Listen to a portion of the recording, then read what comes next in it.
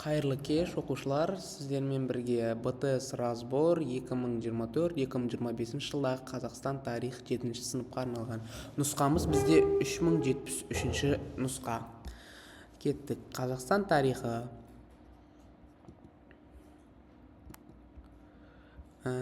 Бізде 41-ші сұрақ. 1821 жылы Тентек төреге басқарған халық көтерілісі бағытталған хандық бұл бізде Қоқан хандығы болып есептеледі. Өйткені Тентек төре ол Тентек төре деп тұрғанымыз ол бізде Рүстем төре атанған. Рүстем төре Қоқан хандығының езгісіне шыдамай халықтан әскер жасақтап 21-ші жылы Қоқан хандығына өзінің ашық көтерілісін жариялайды. Өйткені сол кезде бізде Қоқан хандығы кәдімгі оңтүстік жағымыздан қыспақтап жатса, және солтүстік жағымыздан Ресей империясының өзі қыспақтап жатты. Ұлы жүздегі адамдар бұған көнбестен сөйтіп Қоқан хандығына 1821 жылы Қоқан хандығына көтеріліс бастайды. Есет батырмен бірге Қоқан Хиуа хандықтарына қарсы белсене күресті. Бұл бізде Жанқожа батыр болады. Жанқожа батыр 1847-48 жылдары Есет батырмен бірге кездесіп отырып, тактика құрып отырып, сол Орта Азия хандықтарына шабуыл жасаған. Орта Азия хандықтары деген бізде бұл Қоқан, Хиуа, Бұқар хандықтары болып есептеледі. Яғни Есет Көтібарұлының өзінің несі көтерілісінің хронологиясы бізде бұл 18-25-18-55-ті қамтиды. Так, бізде мына жерде Қоқан болды, мына жерде Жанқожа. Бүкіл ғұмырын Арал маңы қазақтардың тәуелсіздігі жолында күреске арнаған тұлға бұл бізде Жанқожа Нұрмұхамедұлы болады. Арал маңы. Арал десе Жанқожа немесе Есетті айтуға болады. Бірақ мына бір жерде қарасақ, Есет вариантта берілмегендіктен кейін біз ойланбастан Жанқожаны не қыламыз? Белгілейміз. Сырым Датұлы ол бізде батыс Қазақстан жерін қамтыған. Ал Кенесары Қасымұлының көтерілісі бұл бүкіл Қазақстан жерін қамтыған. Жоламан Тіленшіұлы тоже батыс Қазақстан жерін қамтыған. Ал Арал маңы дегеніміз бұл оңтүстік пен батыстың қақ ортасындағы жер болғандықтан бұл Жанқожа Нұрмұхамедұлына тиесілі тәуелсіздік жолында күреске арналған тұлға ретінде Жанқожа Нұрмұхамедұлы. Мәтінде сипатталған тарихи тұлға Л. Мейер былай деп суреттейді. Қарт батыр оқ өтпейтін сауытын киіп, қару-жарағын асынып үйінен шығып үлгерді. Бірақ аты жоқ екен. Ажалының жеткен жері осы екен деп ол бір төмпешіктің үстіне аспай-саспай шығып алды да өз иманын өзі еріп дұға оқи бастады. Зулаған оқтар көпке дейін оның сауытын өтпей тайқып ұшып кері түсіп жатты. Ақырында бір оқ оның мойнына дәл тиіп, қарт батырдың өмірін қиып кетті. Деп бұл бізде Жанқожа Нұрмұхамедұлына арналған екен. Жанқожа Нұрмұхамедұлы 1860 жылдары өзінің Ресей үкіметіне, сосын Орта Азия хандықтарындағы көтерілісінде бұл Мейер сипаттап жазады. Сырым Датұлы бола алмайды, өйткені Сырым Датұлы 1801 жылы уже дүниеден өтіп кеткен, Кенесары Қасымұлы 1847 жылы дүниеден өтіп кеткен, ал Есет Көтібарұлы бүйтіп өлмейді, өйткені ол 1855 жылы Ресеймен өзінің хат жолдасып Ресейді мойындағанын жазады. Ресейді мойындап жазады. Так, кеттік 45-ші сұрақ. Мәтінде сипатталған тарихи тұлға. 1858 жылы өз еркімен Ресей империясын бейбіт келісімін жасасу жөніндегі шартын қабылдады. Өйткені ол Ресейдің аса қуатты әскери машинасына қарсы жүргізудің пайдасы жоқ, бос әурешілік болып шығатынын түсінді. Патша үкіметі оның бұған дейін Ресей империясына қарсы жүргізілген күресіне кешірім жасады. Және әлдегідей айтып өткендей, патша үкіметі оған хат жолдасып бір-бірімен не қылғаннан кейін патша үкіметі оның осы уақытқа дейінгі жасаған көтерілістерін бүкілін кешірім жасайды. Ол бізде Есет Көтібарұлы екен.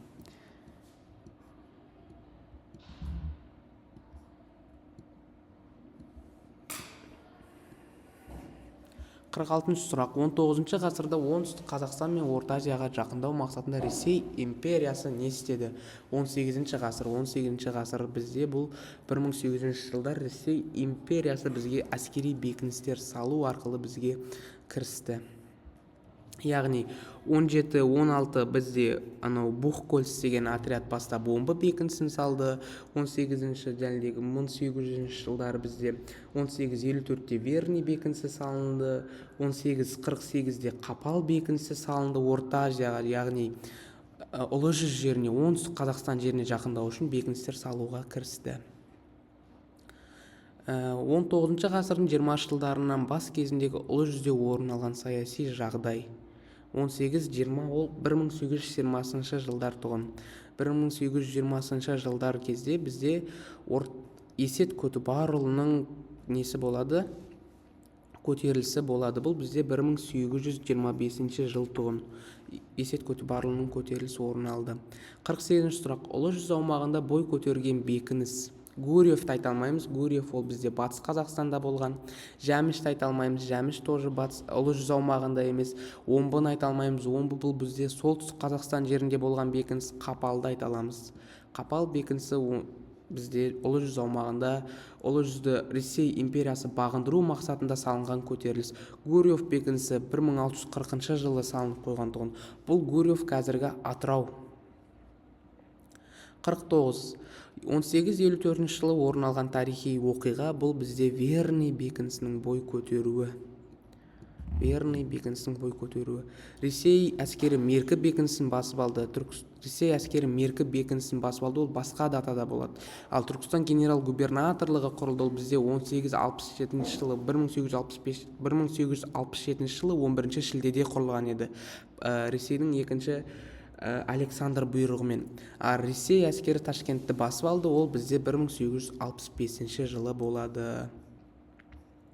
1867-1868 жылғы Қазақстандағы әкімшілік аумақтық реформаның құрылымы мен басқару жүйесі бізде қанша буыннан тұрды деп сұрақ келіп тұр екен. Біз бұл жерден сұрауды 4 буыннан және 6 буыннан деген вариантты алып тастаймыз, өйткені бұл сай келмейді. 3 буыннан 5 буыннан дегенді қалдырамыз. 3 буыннан бұл бізде қай кезде болды? 3 буыннан бұл 1822-1824 жылдардағы әкімшілік аумақтық реформа еді. Ал 67-68 жылдардағы әкімшілік аумақтық реформаның құрылымы мен басқару жүйесі бұл бізде 5 буыннан тұрады. Ол генерал-губернатор, одан кейін әскери губернатордан кейін уезд бастығынан кейін болыстан кейін ауыл старшыны болған тұғын. Сол үшін 5 буыннан құралды. 67-68 жылғы Қазақстандағы әкімшілік аумақтық реформаларды жүргізген кездегі Ресей патшасы және айтып өткенімдей бұл бізде екінші Александр болады. Сіздерге лайфхак ретінде айтайын, Қазақстандағы әкімшілік аумақтық реформаларын бүкілін бізде Александрлар жүргізген. Бірінші Александр 1822-1824 жылдардағы әкімшілік аумақтық реформалар жүргізген, ал үшінші Александр болса 1889, 1891, 1893 жылдардағы әкімшілік аумақтық реформаларды жүргізген. Ресей үкіметі бойынша отарлық реформаларын негізі бізде Александрлар жүргізген. Басқа патшалар ондай не жүргізе алмаған. Бірінші Павел деген патша бар, ол Бөкей ордасына не істеген? Бөкей ордасын қай жерде құрылатынын көрсетіп істеп берген. Одан кейін Бөкей ордасында жаңа айтып өткендей жайықтың оң жағына өтуге рұқсат берген. Сол жағалауына, оң жағалауына өтуіне рұқсат берген. Сол Павел патшаны білуге болады, бірақ қалған бүкіл 3 Александрда өзі жүргізген реформаларды. 52 Батыс Сібір генерал-губернаторлығына кірмеген уезд. Бұл бізде Атбасар уезді. Кешіріңіздер, Атбасар деп қойдым. Темір уезді болады. Қалған 3 уезд Батыс Сібір генерал-губернаторлығына кірген. Бұл Батыс Сібір генерал-губернаторлығы дегеніміз Семей мен Ақмола облыстарын қамтиды. Ал Батыс Сібір генерал-губернаторлығының несі ретінде? Орталығы ретінде Омбы бекітілген. Темір деген бұл Торғай мен жәнедегі Орынбор несі болған. Торғай мен Орынбор облысының уездері болған. Бұл бізде Орынбор генерал-губернаторлығына кірген. Уезд. Қазақстанның 53. Қазақстанның бүкіл аумағына бір тұтас түтін салығы енгізілген реформа бұл бізде 67-68 жылғы реформа. 22-24-те бұл түтін салығы ретінде айтылмайды. 86 жылғы Игельстромның жүргізген реформасы Қазақстан үшін тиімсіз болды. Сол үшін патша үкіметі оны қолдамады. Игельстромның реформасы сәтсіз аяқталды деп айтылады. Кейбір тарихта сәтсіз аяқталды дейді. Ал түтін салығы толық енгізілген бұл 67-68. Түтін салығы дегеніміз ол отбасының адам санына қарай, яғни отбасыда қанша адам тұрады, сен соған қарай салықты өткізіп тұруың керек. осы патша үкіметі салық арқылы, бекіністер арқылы қазақ өлкесін отарлауды тиімді ұсынған. 54-ші сұрақ. Тарихи біліміңізді пайдаланып картадағы оқиғаға қатысты емес дәйекті анықтаңыз. Қатысты емес сұрақтың өзіне дұрыстап қарап алайық оқушылар. Өйткені кейбір кезде қатысты емес, керек емес мәліметті тап деп қалады. Сіздер керек мәліметті тауып, соны белгілеп БТС-тан қадалып қалуларыңыз бәлкім мүмкін. Сол себепті сұрақтың өзіне назарды дұрыстап аудара біліңіздер. Бұл жерде қатысты емес деп тұр. Сол себепті қатысты емес дәйекті анықтайық. Қараңыздар, картаға қарасақ, Қазақстанның жерін 3 губернаторлыққа бөліп қойған. Түркістан генерал-губернаторлығы, Орынбор генерал-губернаторлығы, Батыс Сібір генерал-губернаторлығы. Кеттік. Варианттарға қарайық. А вариант: генерал-губернаторлық облыс, уезд, болыс, ауыл. Ол 67-69 жылғы әкімшілік аумақтық реформа бұл. Сол себепті ол 5 буыннан тұрған. Бұл дұрыс факт бізде. Қазақстан аумағында 3 генерал-губернаторлық құрылды. Картада тұр: Түркістан генерал, Орынбор, Батыс Сібір генерал-губернаторлықтары. Бұл факт дұрыс. Батыс Сібір генерал-губернаторлығының орталығы Орынбор болды дейді. Бұл бізде жалған ақпарат. Батыс Сібір генерал-губернаторлығының орталығы бұл бізде Омбы қаласы болғандығын, мына жерде Омбы деп тұр. Орынбор өзі мына жерде өзі Орынбор генерал-губернаторлығы өзі Орынбордың орталығы болды. Мына Д варианты ол бізде дұрыс ақпарат. Өз бастығы ресейлік шенеуніктер қатарынан сайланды. Ол дұрыс ақпарат. Белгілі логикалық реттілікті жалғастырыңыз. Қараңыздар: Павлодар, Семей, Өскемен. Бұл бізде қарқаралы болады. Өйткені бұл Шығыс Қазақстан облысын айтып тұр. Шығыс Қазақстандағы Павлодар, Семей, Өскемен бүкіл бұл бізде Шығыс Қазақстанды қамтыған жерлер. Ал Жем, Тоқмақ деген оңтүстік Қазақстан жер, Николаев деген қазіргі Қостанай жері. Қостанай ол бізде солтүстік жері. Ал Жем болса ол Торғай жәнедегі Орынбор генерал-губернаторлығына кірген. Сол себепті ол Батыс Қазақстан жерін қамтыған. 55-ші сұрақ бітті. Кеттік 56-ші сұрақ. Досан Тәжіұлы мен Иса Тіленбайұлы бастаған көтеріліс дейді. Бұларды біз білеміз Маңғыстау көтерілісін бастағандар деп. Енді картаға қамтыған аумағын табу ретінде қарайық. Қазақстан картасы берілген. 4-ші суретте бұл бізде Қостанай, Николаев және Қостанай облысы қазіргі. Ал мынау болса бізде бұл Ақтөбе жері. Қостанай, Ақтөбе, мына жер болса Орал. Оралда біз білеміз Бөкей ордасы болған. Бөкей ордасы жәнедегі Исатай мен Махамбеттің көтерілісі орын алған. Ал бірінші бұл Закаспий. Каспий мына жерде жатса, Закаспийде жатқан бұл бізде Маңғыстау облысы болған. Сондықтан бірінші вариант болады.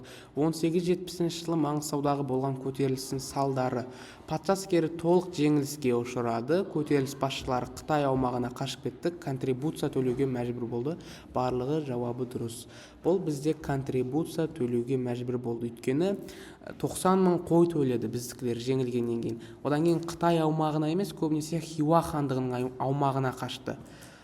Патша әскері толық жеңіліске ұшырады емес, патша әскерін кейде жеңген моменттер болды. Кейде Рукин өзін тапанша қойып ат тастаған кезі де болды. Подполковник Рукин өзін өлтіріп тастайды, өйткені Маңғыстауды жиналмады ғой. Сосын қайттан Кавказдан әскер әкеледі.